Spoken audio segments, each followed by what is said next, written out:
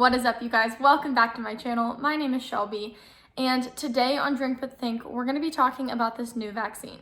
I have asked multiple people if they would or would not take this vaccine, and if I'm being honest, the reviews have been very mixed. So the point of this video is to quickly talk about the safety and effectiveness of the vaccine and why the FDA actually approved it. I'm going to include my edited version of the 55-page FDA briefing document with my highlights, so it's a lot easier to read. And then I'm also going to include my PDF version of the PowerPoints that I make to make these videos.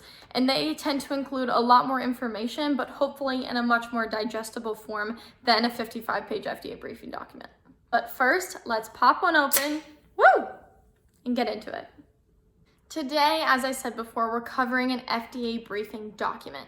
It was submitted by Pfizer and BioNTech to the FDA for an emergency use authorization of the COVID-19 vaccine. And the reason these two companies came together is because Pfizer is a giant American pharmaceutical company that's really good at regulation, development, and commercial capabilities. And then the BioNTech company is the leader in mRNA vaccine technology. You might have heard a couple times before, this is an mRNA vaccine. I want to tell you what that actually means. So in biology, we have the central dogma, and it's one of our guiding principles, and it's as follows. Our genetic information is stored as DNA, and then it is transcribed into RNA, into a more usable form, and that is then translated into protein. One small caveat to this rule is that viruses actually don't store their genetic information inside of DNA, but rather in RNA. However, all other life forms, including animal, plants, bacteria, archaea, we all store our genetic information as DNA. This vaccine contains a modified RNA or an mRNA, which encodes the viral glycoprotein called the spike protein on the outside of the SARS-CoV-2 virus, right here in green.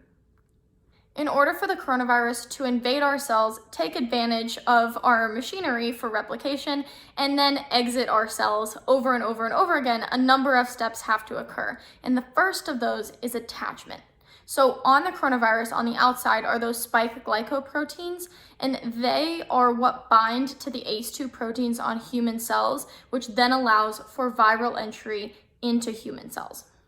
So at first, we seem kind of in trouble, but our body has an immune response and we make antibodies. And the point of the antibodies in this case is to sterically bind to the spike glycoproteins on the outside of the coronavirus to, one, prevent them from attaching to ACE2 and preventing viral entry, but also to target them for degradation as a foreign substance. And that is essentially how we overcome viral infection the first time. Then we actually retain a memory of those antibodies. So for a certain period of time after our first infection, we remain immune or cannot be infected the second time. That was a ton of information. Let me bring it all together for you. So we have an mRNA vaccine. That mRNA is going to be injected into human cells, and it's contained inside of a lipid nanoparticle, actually. That is the mechanism of delivery to our cells. And the RNA naturally will be translated into protein, namely the spike glycoprotein. This spike glycoprotein is considered a foreign substance, and antibodies will be created against it. And what we're doing here, cleverly, is inducing and mimicking that first infection state, but without actually having to get the coronavirus. So the second time around, our bodies will be ready. The FDA met about a week ago to discuss two very important things. One, is the vaccine effective in preventing COVID-19? And two, do the known and potential benefits outweigh the known and potential risks? Now, phase 1 trials had already been conducted previous by Pfizer and BioNTech, and I won't get into too much detail, but the short and the long of it is that they tested multiple vaccines at multiple doses for both safety and an induced immune response, and they found that the best vaccine was BNT162b2 at a dose of 30 micrograms. And then they began the phase 2/3 trial. So this had 44,000 people in it, and the population was randomized 1-to-1 into either the vaccine group or the placebo group. Now, they do go into the demographics of those two groups, and I can assure you that there is no significant imbalances in the demographics or baseline characteristics between the placebo or vaccine groups. And that's important because you want to make sure that none of those confounding variables can affect the results of your study.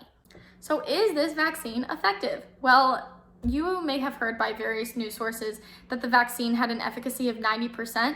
How do you determine that? It's actually very simple, and I will show you right now. So vaccine efficacy follows this formula.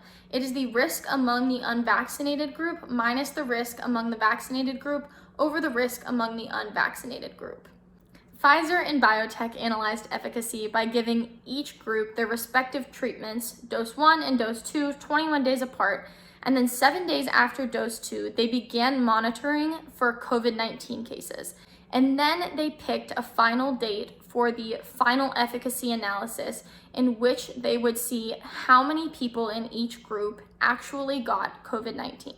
And these are the raw numbers we can use to determine vaccine efficacy. In the BNT 162b2 group, 8 people ended up getting COVID-19 during that time span, and that in the placebo group, 162 people got COVID. So let's plug that into our equation.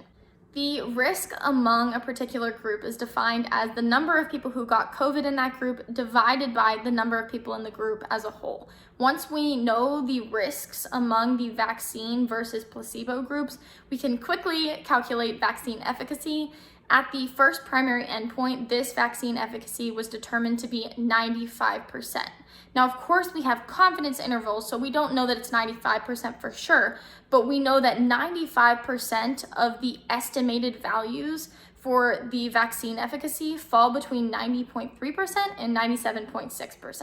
Now, I won't bore you with the standards as to what the FDA considers an effective vaccine, but I can tell you that this vaccine falls well within those standards.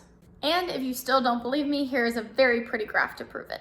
So on the y-axis, we have the cumulative incidence of COVID-19, and on the x-axis, we have the days after dose 1. The blue line is the vaccine group, the red line is the placebo group. Over time, these two curves really diverge. More cases are accumulating in the placebo group than in the vaccine group. And this is meant to prove to you that if you go through this vaccination regimen, you are going to have a certain level of protection as a group from COVID-19. Another very important question you might have is, does this vaccine decrease the risk of severe COVID-19? After dose 1, one person in the vaccine group had severe COVID-19, while 9 people in the placebo group had severe COVID-19. The number of cases is too small, obviously, to draw any statistical conclusions, but the case split does suggest that the vaccine has an ability to protect from severe COVID-19 disease. And now we can talk about safety. To determine safety, they first looked at local reactions. A local reaction is generally when they inject the vaccine into your arm, how does it feel? So the median onset of local reactions was the day of vaccination, and they generally lasted from 1 to 2 days. If you look at the percentages between dose 1 and dose 2, you'll see that they're very similar. And in addition to that, if you look at the age groups, you can see that there was a kind of difference in severity of the pain at the injection site for the old versus young people, with the young people actually experiencing more injection site pain. However, there are similar percentages for redness and swelling overall. The big takeaway from the local reactions tables is that there is a very low incidence of severe pain, redness, or swelling in any group. And then they looked at adverse events following vaccination. They generally lasted for 1 day, and they occurred 1 to 2 days on average from vaccination. The most common symptoms for both age groups was a headache, fatigue, new or worsened muscle pain. Between the two age groups, the frequency and severity of the adverse events seemed to be higher in the younger group, actually. And then within the age groups, between dose 1 versus dose 2, I think it's pretty clear that the dose 2 tended to have a higher frequency and, again, severity of adverse events. One important topic to cover, but also very sad, is deaths. There was a total of 6 people who died during the trial period. This represents about 0.01% of the 43,448 enrolled participants. there was 2 deaths in the vaccine group and 4 deaths in the placebo group. And I won't get into the details, although the details are contained both in my PowerPoint and in the FDA briefing document. But all the deaths represent events that occur at similar rates in the general population given their ages. And so overall, they concluded that no deaths were related to vaccine treatment. Because this EUA was issued, it doesn't mean that the vaccine is technically FDA approved in the traditional sense, but it can be used under emergency circumstances, which we're kind of in. And now it is just a huge question of production and distribution. On the production side, the RNA is actually very quickly and efficiently made, which is one of its major benefits. However, RNA is very unstable as a molecule, and so it has to be stored between negative 80 degrees Celsius and negative 60 degrees Celsius. The vaccine is being shipped on dry ice to keep that negative 80 degrees Celsius temperature and is being monitored by GPS-enabled thermal sensors, which is technology I don't understand, but it's very cool. There is a problem though. Once it gets to the medical facilities, some do not have these ultra cold negative 80 degree freezers. And the workaround for that is to either keep them on the dry ice in which they were shipped, and that will last up to 15 days, or it can be kept at 2 to 8 degrees Celsius conditions, like a normal fridge temperature, for up to 5 days. Once it reaches the medical facility, it is in a 5-dose vial. So that 5-dose vial must be thawed and diluted. And once you've thawed that, it has to be stored between 2 and 25 degrees Celsius and then used within 6 hours of dilution. I wanted to say thank you for watching this entire video. Feel free to leave your comments down below. Tell me what you think. And honestly, guys, this is an exciting time for the scientific and the worldwide communities. I'm hype. I cannot wait to see the progress we make, because honestly, it's been kind of a vapid black hole, and I'm glad to see the light. And never forget, you guys, it is 5 o'clock somewhere. See you next time.